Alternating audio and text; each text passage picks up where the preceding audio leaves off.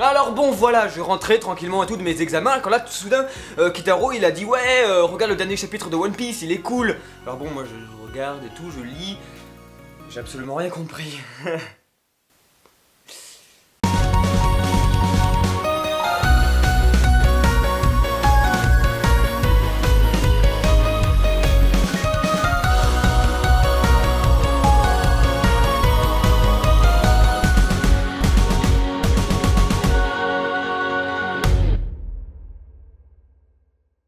Eh bien le bonjour tout le monde, c'est Kamal, salut. Hello. Et moi-même Kitaro pour parler franchement du chapitre 829 de One Piece. Qu'est-ce qu'on a cette semaine? Alors qu'est-ce qu'on a? Eh ben c'est simple, on a des Mugiwara en galère comme d'habitude, on a King Kong, Mama et le retour du boss. C'est parti. Donc le chapitre s'ouvre directement sur les chapeaux de paille qui suivent l'itinéraire de Pudding, itinéraire qu'il faut bien avouer pue de plus en plus.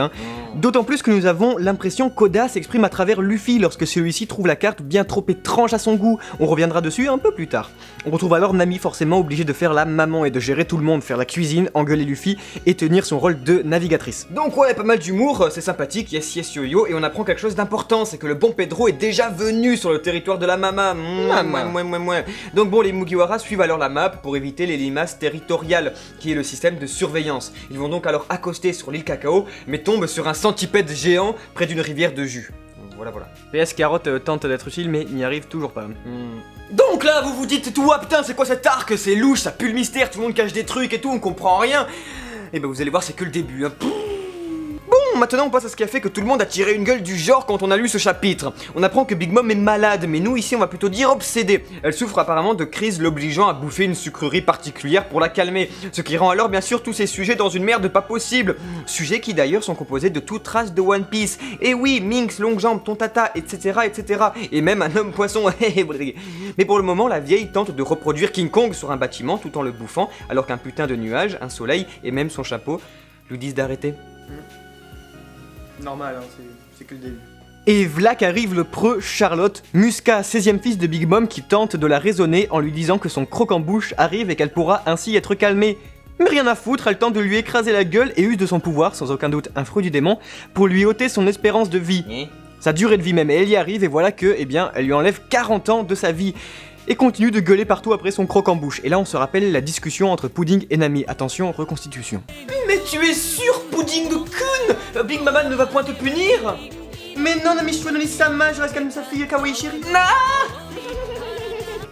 Ou elle est totalement conne et irresponsable, ou bien c'est une grosse... Dernière partie qui est l'arrivée de Jinbei dans les 2 dernières pages. En effet, il se ramène comme ça, nos pressions, avec un croque-en-bouche, vivant qui plus est, et dormait dans un putain d'hôtel juste avant. Sinon ce ne serait pas drôle, hein. Et fait un dunk direct dans la bouche de Big Mom pour la calmer.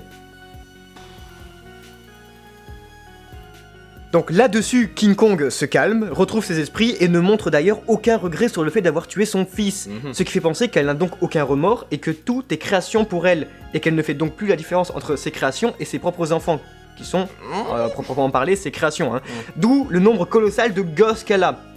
Bref, notre King Kong national discute avec Jinbei, qui est, il ne faut pas l'oublier, dans son équipage. On apprend alors qu'il lui a offert son poneglyphe trouvé avec Walatsumi dans sa mini-aventure. Nous on pense tout simplement que c'est du fake et qu'il anticipe alors l'arrivée de Luffy et ses compagnons et que tout cela fait partie de son plan avec Aladdin aperçu dans le chapitre 826. Et oui, et ça finit alors sur une importante nouvelle que Jinbei doit annoncer à Big Mom. Et elle se doute alors que c'est une mauvaise nouvelle et on sait très bien nous l'envie que Jinbei a depuis l'arc des hommes poissons à ce que les pirates du soleil sortent de sous les ailes de Big Mom.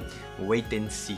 Et toc à tous ceux qui pensaient bien que Jinbei était déjà un Mugiwara et que notre précédente théorie ne servait à rien. Et oui, si vous pensiez cela, et ben on vous invite à relire un peu le manga pour comprendre la complexité de la situation du boss et aussi à éviter les théories bidons qui évitent le sujet.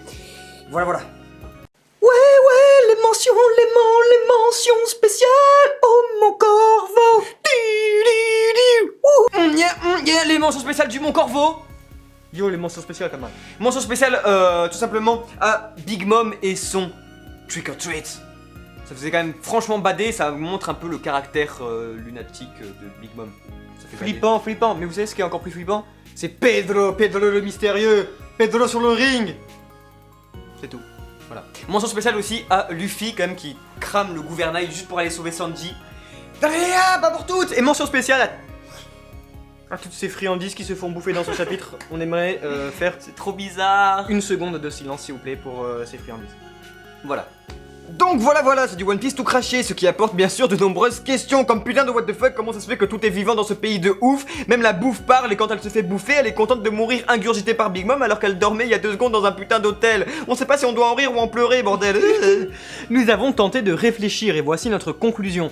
Big Mom a le fruit du démon de la vie qui peut, au passage, one-shot quelqu'un, totalement, lui donc autant sa durée de vie.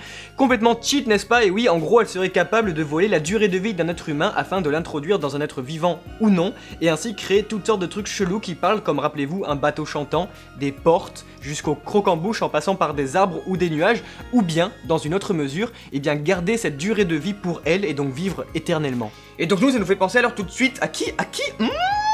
À Brooke. Que se passerait-il si elle tombait face à lui, hein, et lui essaierait de lui ôter sa vie?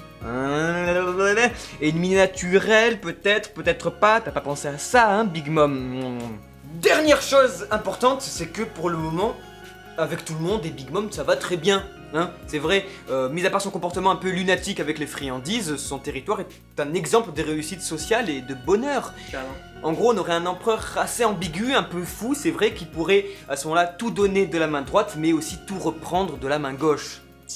Ouais, donc on a l'image en fait eh bien, de l'empereur qui est très bien dans son environnement en fait, mais qu'on voit très mal eh bien, partir à l'autre bout du monde à la manière de Barbe Blanche à Marineford, sans ses sujets pour l'aider dans des moments de crise. Voilà, c'est assez ambigu et on note également que Luffy pourrait ne pas sortir totalement indemne de son combat s'il devait y avoir combat contre l'empereur, dans le sens où il perdrait une nouvelle fois une partie de sa durée de vie et que avec hormones, gear, etc. eh bien, il se rapproche petit à petit de Papa Roger.